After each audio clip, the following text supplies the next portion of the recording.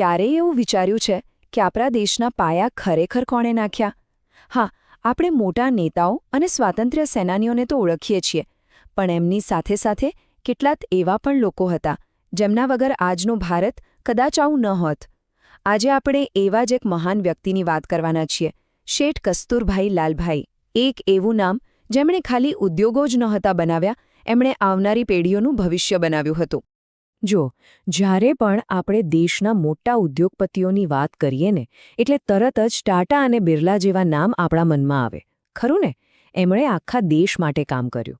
પણ જો આપણે ખાસ અમદાવાદની વાત કરીએ કે આ શહેરને આધુનિક ઓળખ કોણે આપી, તો એનો જવાબ છે કસ્તુરભાઈ લાલભાઈ. તો સવાલ એ છે કે કોણ હતા આ કસ્તુરભાઈ, અને એમણે એવું તો શું કર્યું કે કાપડના શહેરને એમણે જ્ઞાનના શહેરમાં ફેરવી નાખ્યું? ચાલો એમની આખી સફરને આપણે જરા નજીકથી સમજીએ.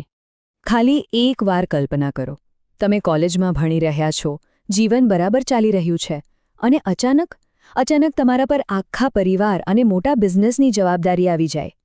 કસ્તુરભાઈ સાથે બસ આવું જ કંઈક થયું. એમનું જીવન ખરેખર એક જ રાતમાં બદલાઈ ગયું.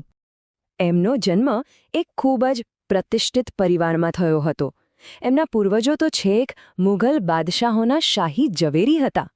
એટલે વારસામાં એમને ધન દોલત તો મળી જ, પણ સાથે સાથે સમાજ પ્રત્યેની જવાબદારી અને સેવાની ભાવના પણ મળી. એ તો એમના લોહીમાં જ હતી. અને પછી 1912માં એમના જીવનમાં એક મોટો વળાંક આવ્યો. જ્યારે ફક્ત 17 વર્ષના હતા ત્યારે એમના પિતાનું અચાનક અવસાન થઈ ગયું. ભણવાનું અધવચ્ચે છોડીને એમને ધંધો સંભાળવો પડ્યો. અને એમણે શરૂઆત ક્યાંથી કરી ખબર છે?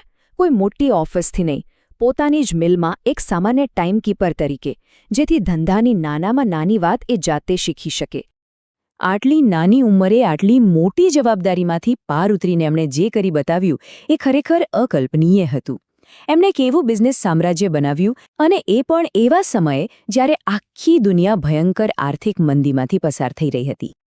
1931ની એ વૈશ્વિક મહામંદીનો સમય હતો. મોટા ધંધા પડી ભાંગી રહ્યા હતા. અને એવા સમયે કસ્તુરભાઈએ અરવિંદ મિલ્સ શરૂ કરવાનું નક્કી કર્યું. લોકો એમને ગાંડા કહેતા હતા, પણ એમની દૃષ્ટિ એકદમ સ્પષ્ટ હતી. એમણે કહ્યું, લોકોને શું જોઈએ? સસ્તું અને સારું કાપડ. જો આપણે એ આપીશું તો મંદી આપણને અસર નહીં કરે. અને થયું પણ એવું જ. એમનો આ દાવ એકદમ સફળ રહ્યો. અરવિંદ મિલ્સનું સસ્તું પણ ઉચ્ચ ગુણવત્તાવાળું કાપડ એટલું લોકપ્રિય થયું કે ગાંધીજીની સ્વદેશી ચળવળનું એક પ્રતીક બની ગયું. એમણે સાબિત કરી દીધું કે જો તમારી દૃષ્ટિ સાચી હોય તો કોઈ પણ પરિસ્થિતિ તમને રોકી શકતી નથી. પણ કસ્તુરબાઈ માત્ર કાપડના ઉદ્યોગમાં જ ન અટક્યા. એમણે જોયું કે સ્ટાર્ચ અને કેમિકલ ડાઇઝ જેવી કેટલીય જરૂરી વસ્તુઓ માટે ભારત વિદેશ પર નિર્ભર છે.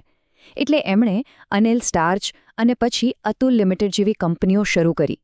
આ માત્ર બિઝનેસ નહોતો, આ ભારતને આત્મનિર્ભર બનાવવાનું એક મિશન હતું. પણ હવે જે વાત આપણે કરવા જઈ રહ્યા છીએ એ કદાચ સૌથી મહત્વની છે. કસ્તુરભાઈનો સાચો અને સૌથી મોટો વારસો એમની મિલો કે ફેક્ટરીઓ નથી, પણ એ સંસ્થાઓ છે જે એમણે દેશ માટે બનાવી. એમનું માનવું એકદમ સ્પષ્ટ હતું. ઉદ્યોગો તો પૈસા કમાવી આપશે, પણ શિક્ષણ જ આવનારી પેઢીઓનું ઘડતર કરશે. એમના માટે બિઝનેસ એ માત્ર એક સાધન હતું, જેનો ઉપયોગ એ સમાજ અને દેશના વિકાસ માટે કરવા માંગતા હતા. આ નામ જુઓ: IIM Ahmedabad, ATIRA, Gujarat university, PRL, SIPT. આ બધી જગવિખ્યાત સંસ્થાઓ પાછળ કસ્તુરભાઈની મહેનત અને એમની દૂરંદેશી હતી. એમણે જ અમદાવાદને એક ઔદ્યોગિક શહેરથી નોલેજ સિટી બનાવવાનો પાયો નાખ્યો. અને IIM અમદાવાદની કહાની તો બહુ જ રસપ્રદ છે. સરકાર એને દિલ્હીમાં સ્થાપવા માંગતી હતી, પણ કસ્તુરભાઈ અને ડૉક્ટર વિક્રમ સારાભાઈએ નક્કી કર્યું કે IIM તો અમદાવાદમાં જ બનશે. અને એ માટે એમણે લડત આપી. એટલું જ નહીં, એના કેમ્પસની ડિઝાઇન માટે દુનિયાના શ્રેષ્ઠ આર્કિટેક્ટ લુઈસ કાનને પણ ભારત લઈ આવ્યા. આ બતાવે છે કે એમને દરેક કામમાં સર્વશ્રેષ્ઠતા જ જોઈતી હતી. તો આટલી બધી સફળતા પાછળનું રહસ્ય શું હતું? કયા સિદ્ધાંતોએ કસ્તુરભાઈને આવા મહાન બનાવ્યા?